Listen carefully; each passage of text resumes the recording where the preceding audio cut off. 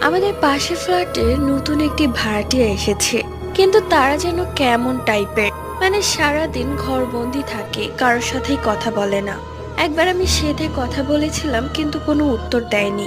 এরপর থেকে আমিও আর কোনো কথা বলিনি।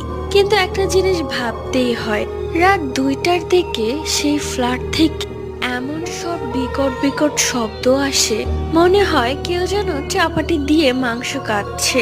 প্রায় অনেক দিন যাবত এরকম শব্দ পাচ্ছি।